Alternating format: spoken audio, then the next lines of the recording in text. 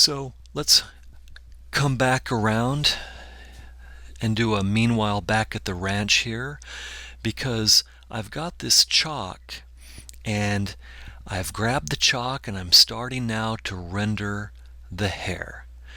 Now, there's very bright light hitting her face, but her face, her flesh tone is a darker local value than her hair. Value for value, her hair is lighter than her flesh. And so I'm going to reserve the brightest lights for her hair. And I'm not going to let anywhere in the clothing or in the flesh get as light as the value in the hair. Now those zings that you just saw me put in the jewelry, that's a reflection from a specular reflective surface there. And so I can put in those kinds of zings in a reflective surface like that. But as I come into her face and put some of these highlights in there, you'll see that I'm doing it very delicately. I'm not coming in and hitting it hard. I'm not looking at little isolated highlights in her face and thinking, oh wow, hey, those are really bright, and then putting them in as hard as I can, and then wonder why the value relationships just don't feel right. No, I've got to reserve those hard pressing highlights for her hair and keep every highlight in her face more delicate. So wrapping around the form, you notice each stroke is going with the form now. Now I'm digging in. I'm going back and forth. I have a little piece of new pastel.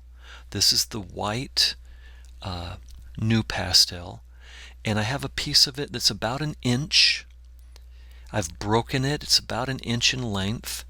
And sometimes I hold it flat, but if I need a thinner, more calligraphic line, I'll turn it on its side so that it's the thin part of the chalk that is moving around the image to describe the form.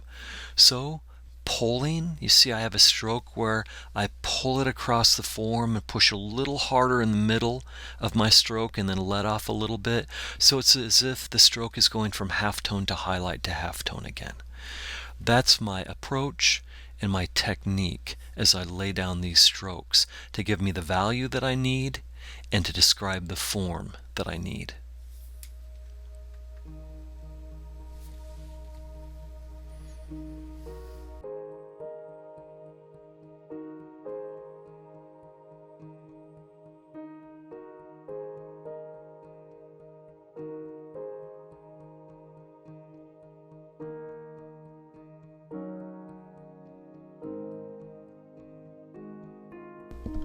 So now I'm going to switch to the Carbothello pencil.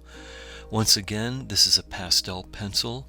There are different pencils on the market, but this is the one I prefer. It has a nice quality and a nice softness to it. And so I can use it to do finer detail work here.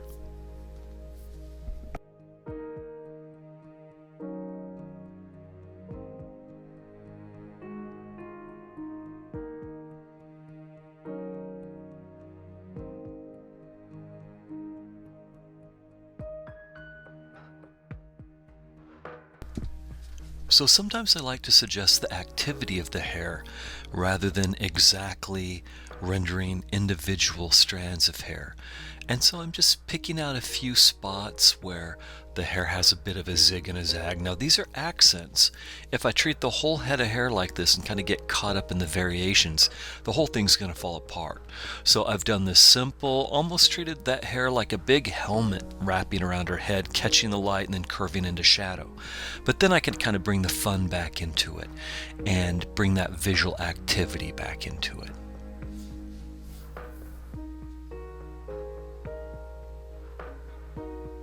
That little bit of light I just added in there kind of helps the hair connect to the shirt. It lets the hair feel like it's sitting on the shirt without being too heavy-handed about it or doing a super dark drop shadow there.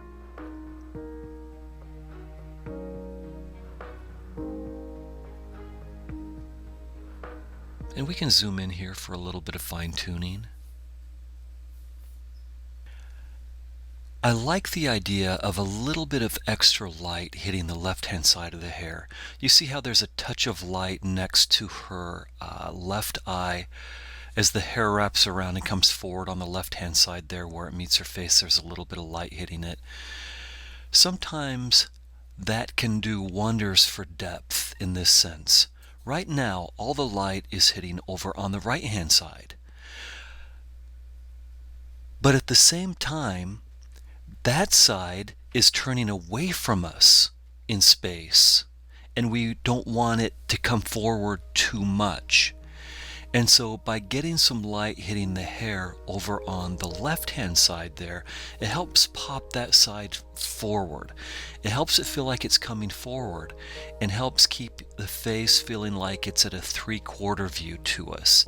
So these little tricks of adding accents closer to us are another way to get that illusion of 3-dimensional depth on the 2-dimensional page.